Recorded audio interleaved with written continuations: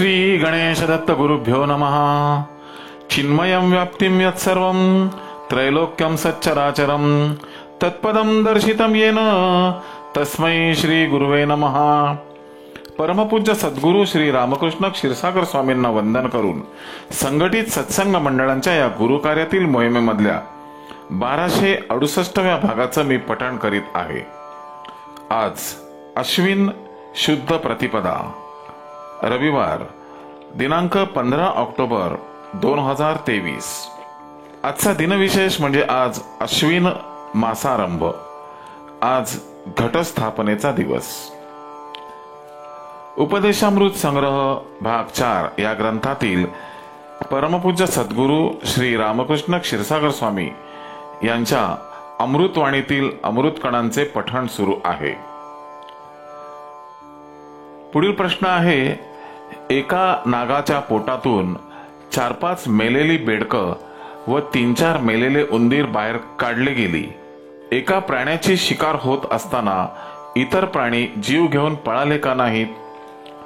परमपूज्य महाराजांनी आपल्या प्रासादिक वाणीतून खुलासा केला की नागाने ही सर्व शिकार एकाच वेळी एकेच ठिकाणी केली नसेल, एकाच दिवसात निरनिराळ्या ठिकाणी व निरनिराळ्या वेळी केली असेल व अति खाण्यामुळे तो सुस्त होऊन कुठेतरी दडून राहिला असेल, म्हणून तो सापडला गेला व नागास उलटे केल्यामुळे त्याच्या तोंडावाटे हे सर्व मेलेले जीव बाहेर पडले।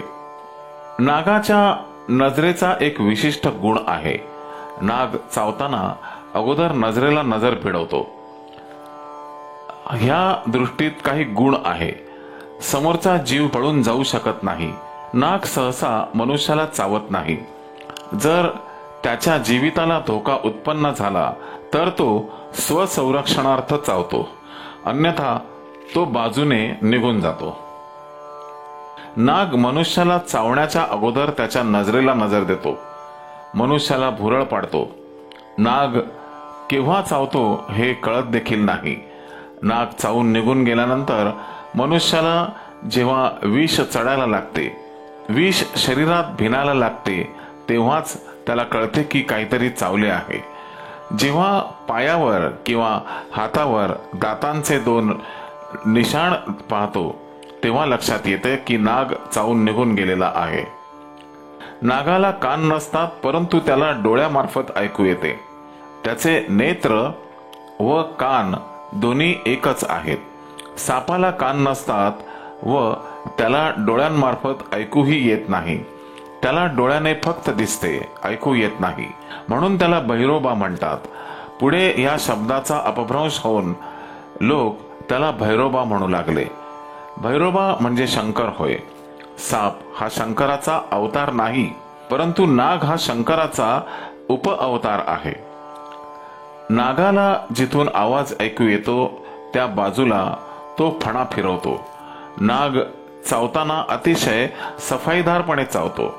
चावताना फक्त शरीरातील मांसल भागावर चावतो, शरीरातील हाडाला धक्का लावत नाही। नाग ही अतिशय चपळ जात आहे। तो स्वतःहून कधी कोणाच्या वाटेला जात नाही। जवळून निघून गेला तरी चावत नाही, दंश करीत नाही। मनुष्य जेव्हा प्रतिकार करतो तेव्हाच स्वसंरक्षणार्थ नाग फणा उभारतो व चावण्याच्या पवित्र्यात तयार राहतो। नागाला पाहिले की मनुष्याची घाबरगुंडी उडते व त्याला विरोध करतो। कितीही केले तरी ते काळाचे स्वरूप आहे। मनुष्य घाबरणे साहजिकच आहे। नागाला मारले की दारिद्र्य येते, पुढील जन्मी देखील अति दारिद्र्यपणा येतो। ह्या व्यक्तीचा पुढे जर मनुष्य जन्म झाला तर त्याच्या कुंडलीमध्ये काळ सर्पयोग दृष्टोत्पत्तीस येतो व त्या ठराविक पिरियडमध्ये तो जातो। अशा रीतीने त्याचे कुंडलीमध्ये कालसर्पयोग येतो। अशा व्यक्तीला संतती होत नाही किंवा संतती झाली तर ती लवकर जाते। नगरमध्ये घडलेले एक उदाहरण देतो। एका भक्ताची पत्नी गरोदर होती। त्या घरामध्ये बाहेरून एक नाग आला व घरातील बिळात लपून बसला। त्या नागाला मारण्यासाठी काही लोक मागावून येतच होते। त्यांना ह्या बाईने नागाची लपण्याची जागा दाखवली. त्या लोकांनी नागाला धरून नेले. पुढे यथावकाश त्या स्त्रीची डिलिव्हरी झाली व मुलगा जन्माला आला. त्या मुलाची जीभ नागाप्रमाणे सारखी बाहेर येत होती. त्या मुलाची कुंडली काढली तेव्हा त्या मुलाच्या कुंडलीत काळसर्पयोग होता. नागाची वृत्ती त्या मुलात आली होती. जसे चोरी करणारा व चोराला मदत करणारा गुन्हेगार असतो, तसे नागाला मारणारा व नागाची लपण्याची जागा दाखवणारा दोन्ही दोषी असतात. काळा व पांढऱ्या रंगाचे नाग दुर्मिळ आहेत. इतर तांबूस करड्या रंगाचे नाग भरपूर आहेत. त्यातल्या त्यात काळा नाग हा महाविषारी असतो. भगवान शंकराच्या गळ्यात काळा नागच आहे. ते काळभैरवाचे स्वरूप आहे. नागाचे विष मधुर असते. जर विषाची चव घेतली तर मधुर वाटते. विष भिनताना दंश वाढतो. नाग चावल्यानंतर मुद्दाम मिरच्या खायला देतात. नाग खरोखर चावला आहे का नाही हे तपासण्यासाठी तिखट मिरच्या देतात व जर मिरच्या तिखट लागल्या तर नाग चावलेला नाही, परंतु मिरच्या तिखट लागल्या नाहीत तर नाग चावलेला आहे असे सिद्ध होते. काही मुळ्या जर घरात ठेवल्या तर नाग, साप, विंचू घरात येत नाहीत.